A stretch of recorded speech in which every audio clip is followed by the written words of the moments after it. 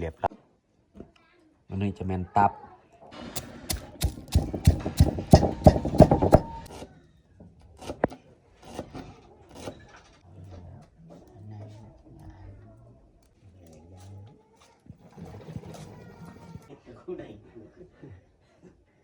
วันเดี๋ยวปั้นบัด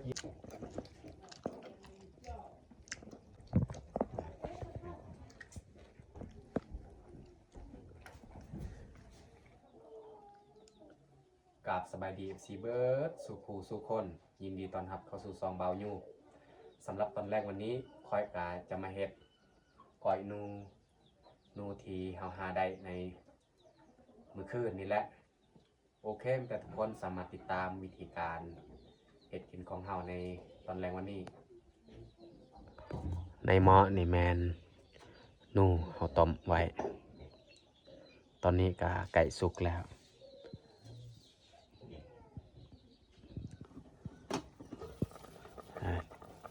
ฟดเรียบร้อย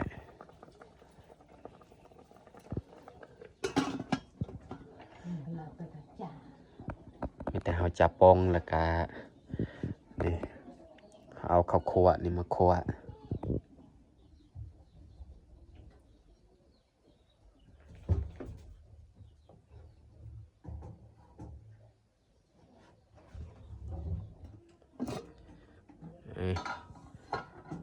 ควันออกเลย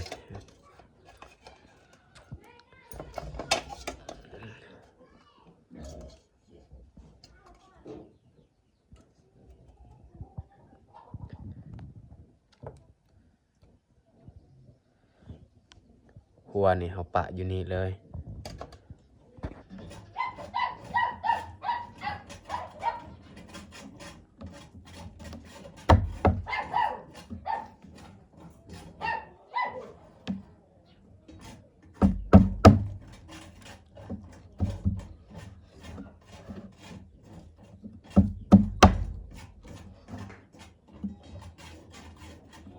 เขาจะซอยเลยตัวนี้ซอยเป็นตอนน้อยๆตับ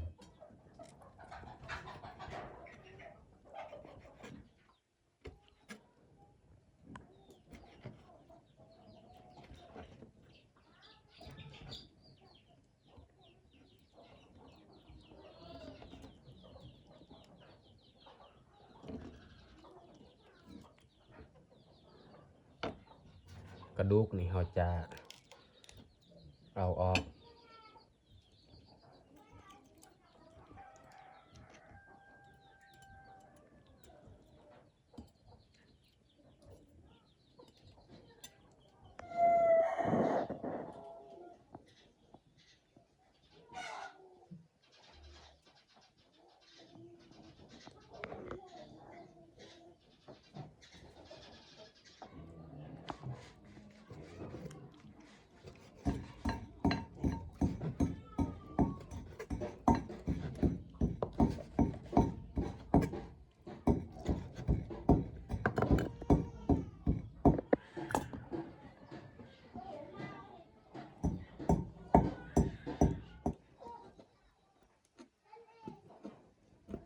มันนี่จะแมนตับเขาซอย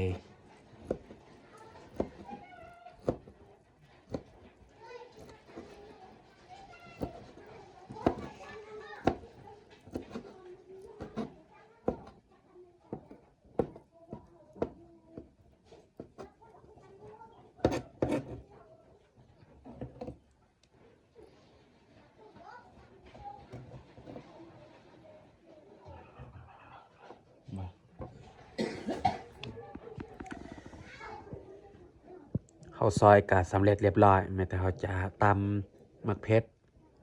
แล้วก็ตำคาอีกตัวนี้นี่เขาปะไว้นี่ข้าวคั่วนี่เขาตำไว้เรียบร้อยแล้วแม้แต่เขาจะมาตำคาอีกตำคาแล้วจึงค่อยตำมะเขือ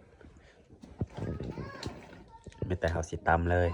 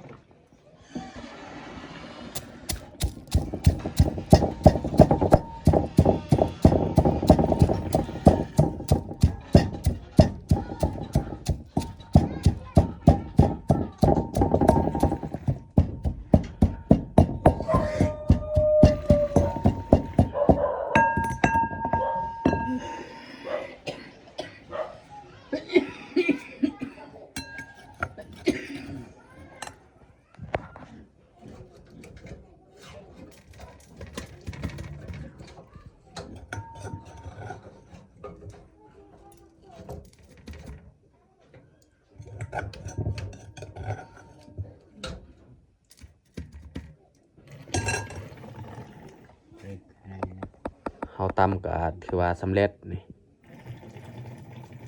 เขาจะปะไว้แล้วก็ซอยผักหอมอีกนี่แต่เขาจะซอยผักหอมเลยอันนี้ก็คือหอมเป้ง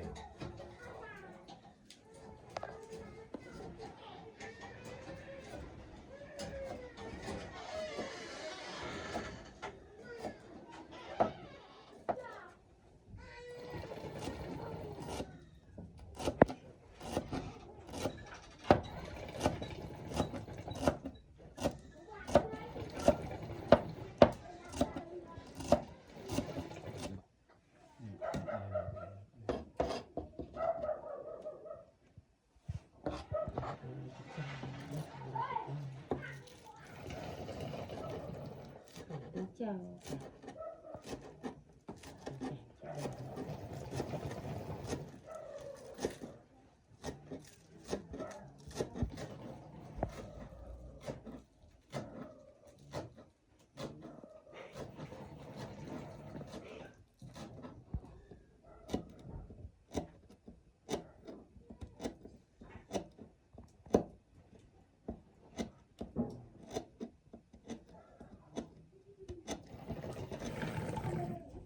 สำหรับเครื่องปรุงของเฮานี่อันนี้จะเป็นหอมเปรย์หอมบัวแล้วก็ใบขี้ฮูดยังเหลือแต่ฮอร์โมนนี่แหละฮอร์โมนนี่เขาจะบ่ซอยเขาจะปิดเอา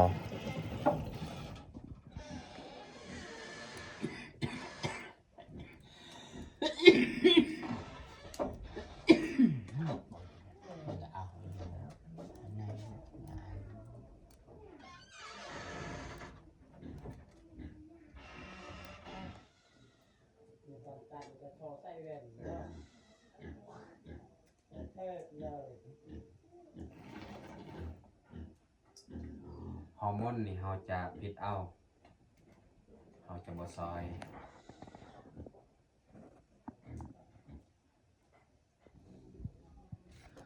สำหรับเครื่องปรุงเฮากะเกียมไว้สำเร็จเรียบร้อยแต่ว่าผักหอมนี่เฮาจะแบ่งไว้ต่างหากอีกเพราะว่าเขาจะใส่น้ำลัง ดอกอีกอย่างอีกแล้ว บาดแผลเริ่มดีแผลเริ่มเปิด แล้วมันยืนจ้า ครับขาดตัว ข้าวคั่วแล้วก็มักเพชรข่านี่เขาจะใส่พร้อมกันเลยนี่มีแต่เขาจะปรุงเลยเขาใส่มักเพชรแล้วก็ข้าวคั่วข่านี่ก่อน เดี๋ยวเริ่มยังครับ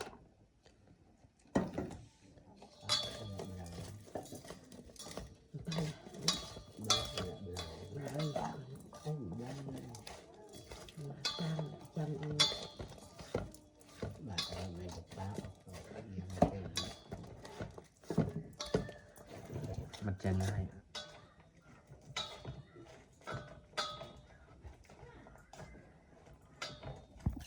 นี่ในนี้นี่แมันเกลือกับแป้งนัวนี่เขาละลายไว้แล้วจึงใส่เพื่อให้มันทั่วเลยถ้าว่าใส่เป็นเม็ดหรือว่าแบบเขาบอตำอันนี้เขาละลายในน้ำนี่มันจึงทั่วเวลาเขาใส่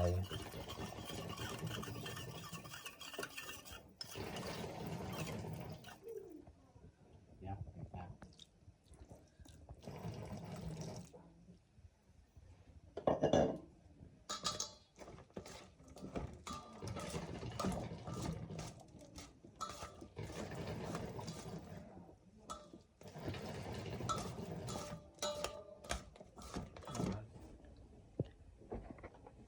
เขาคนก็เรียบร้อยมีแต่เขาจะใส่ผักหอมอีกนี่เขาปะไว้บนเดียวเลย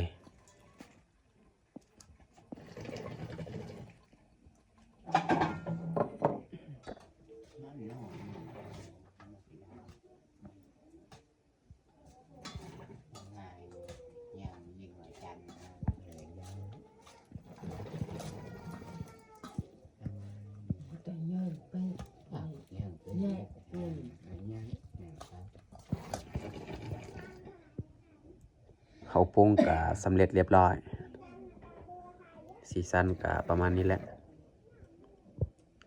ไม่แต่เราจะตักใส่ถ้วยเลย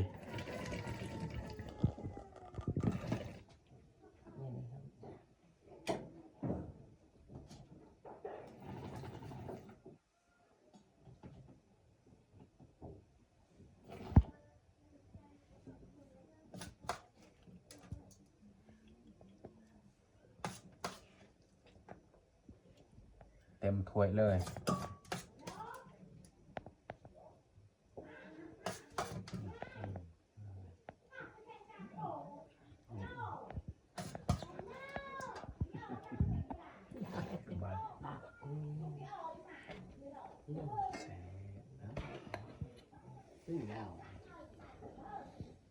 สำหรับอาหารแรงกะเบิดแต่สำนี้แหละนี่อันนี้แมนซีนหมูปลาที่พี่น้องแบ่งมาให้ก้อยนู อันนี้จะแมนน้ำสดในนี้จะแมนหัวแล้วก็ดูกอีกอันนี้เพียนูชนิดนี้มีเพียแล้วก็คาเคียดสำหรับของกินตอนแรงกะเบิดแต่สำนี้แหละมันแต่เฮาสิจัดพากินข้าวเลยตอนนี้เฮาจัดพาข้าวกะสำเร็จเรียบร้อยมีแต่เฮาจะลงมือกินข้าวเอามาทุกคนมากินข้าวแรงนำกันมากินข้าวแรงนำกันมีอะไรนี่กี่อ่ะได้เล็กแต่กูได้วันนี้กะได้ของกินดีโดนต้องได้กิน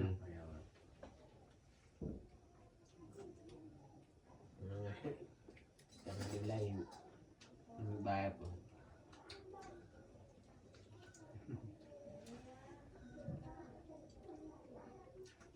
จะวางพุ่มอยู่ดำในแนวไปเสือเขา โอ้ยข้าวหม้ออะไรกินแต่จ้า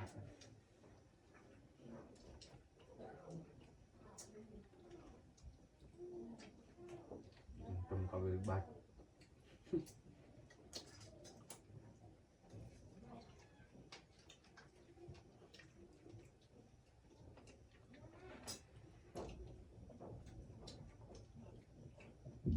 ใช่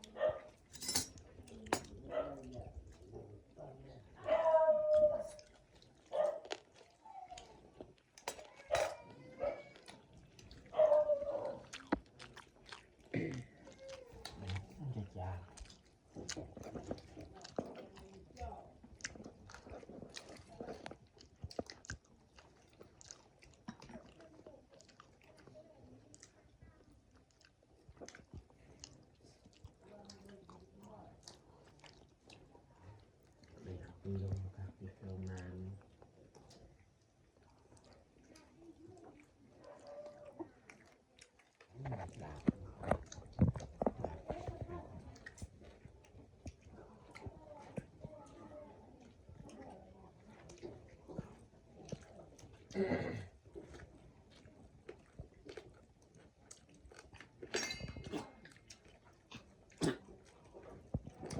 เราก็หนักเด็กปันบัจิดากับนกซา